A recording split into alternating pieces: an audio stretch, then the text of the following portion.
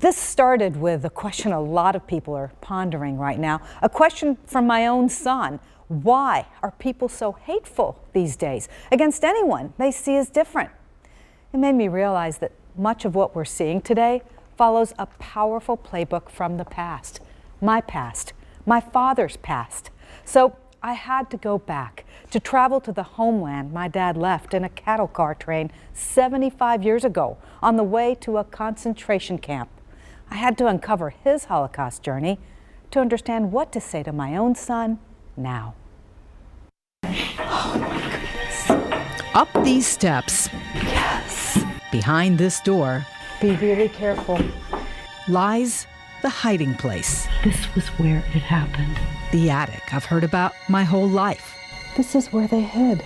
I've come here to see for myself what happened, why, and could it happen again?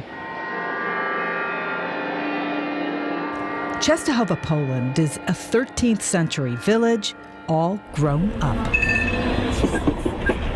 A wide walking path winds through the main alea, postcard picture perfect. This is my father's hometown.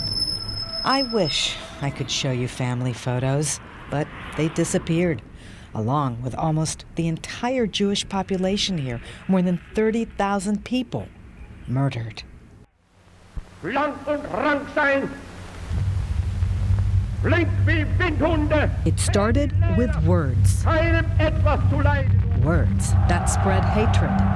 Hatred that spread through media, in articles and political cartoons, to the streets of Częstochowa. And now I've come back to my father's hometown and to the building where he grew up. Through a stone arch above a large courtyard, my grandfather Hirsch built from scratch a shoe factory next to spacious living quarters. Until one day, the Nazis took it all away. Hi. Hello. Nice to meet you. The current tenants let us in. Thank you. Dziękuję. I had no idea it was this large. Recently renovated into small shops and artists' lofts. It's changed, but it's still grand. And one huge surprise. They sell shoes here now. This was a shoe factory, and now they sell shoes here. The old stories come to life. Dad told me how he used to look below from this balcony. This is the square where the selections took place, where the man in charge of getting rid of all the Jews in Częstochowa, his name was Degenhardt, he came here, and all the Jews would be lined up here, and half would be told to go to the right, and the others would be told to go to the left. And one way was to life, and one way was to death. And it all happened right here. But before the selections, the Nazis already had killed my grandfather. His funeral was one of the last formal wartime burials in the Jewish cemetery 5 miles from town. They walked all the way from Częstochowa carrying a casket. It was my grandfather's casket. I came to look for his grave. But it was lost to time. Vandals and vines have ravaged the tombs. One były malowane na złoto te litery. But then another surprise. No one in my family today knew, but this is where my great-grandmother lies. To find her gravestone, which no one had visited for 80 years. I brought a stone to lay somewhere on my journey. This was the place. This one comes all the way from Cincinnati, from the Holocaust and Humanities Center. Saying a prayer at her grave, I think, was an appropriate place for everyone else who died, whose graves I will never find, who have no graves, who died in ovens or gas chambers or on cattle car trains. I can never say a prayer to them at their graves, but that grave can stand for all of them. Among those whose graves I'll never find, my grandmother and uncle, which brings us to that attic. This was where it happened. This is where they hid with my father. To stand in that attic and Just imagine listening to the boots of the Nazi soldiers outside while they hid quietly in that dark. And this is where his mother arranged for him to be smuggled out of the ghetto. He didn't know it was the last time he would ever see her. A few days later, the Nazis came up and they found this hiding place, and they took them away on the last transport. They ended up here, the Treblinka death camp. They came on train tracks that were along this route, and when they got off, they had no idea that in hours, their lives were over. Right back there are ashes of bodies, of humanity, of culture, of a whole people that are no more. It's beyond comprehension. Today, the gas chambers and ovens are gone, replaced by thousands of stones marking the victims' hometowns. It was a way to say goodbye to my grandmother I never met. But even in death, she had saved my father's life. Now 11, Dad hid in a series of spaces in the small ghetto. It was a horrible place, and there's no food. They hid in attics or underneath floorboards. Until the final liquidation of the Jewish ghetto. On this square, my father lost the lottery of the last selection with a group of other children. They were marked for death. They were about to get on a truck and go to the cemetery and be shot. And a Nazi saved their lives. He had children Dad's age. He took this group of kids to a factory called Hasag, where the last surviving Jews of Czestochowa lived and worked as slaves. They worked 7 days a week, 12 hours a day, cleaning and refurbishing armaments for the Nazis in this building. Here, my father slowly starved for the next 18 months. Harsh as it was, there's a story I heard my whole life I just had to see.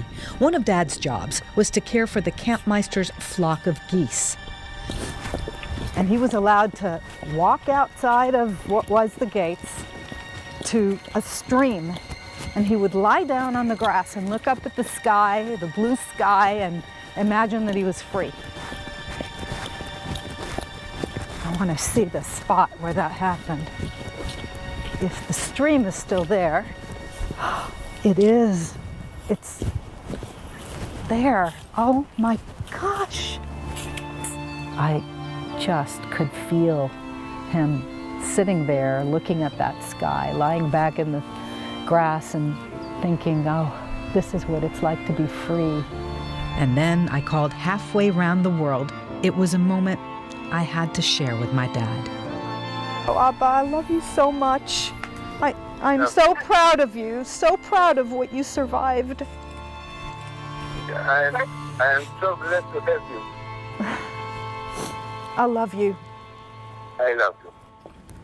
Walking freely where he was a slave, I rounded the corner to see the train tracks where Nazis loaded Dad on a cattle car train bound for Germany 1 day before Russian troops liberated this camp.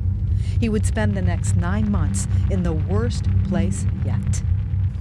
This was the last leg of the journey, last leg of the Holocaust journey here at Buchenwald. He stepped out here to snarling dogs and armed Nazi guards. He was 13 and alone. I walk the same road now as he did then. And finally, around the corner, there's the famous gate I've seen only in photos. He said he looked up, and the words were, to each what he deserves, and he was wondering what he had done to deserve any of this. It's a massive place, still, even with the barracks destroyed. But don't let that enormity dwarf the lesson here. It's one thing for people to study history and to be places, but it's another to know a person was here. A person got off the train here. and a person walked through that gate and experienced that horror. It wasn't just an anonymous sea of people.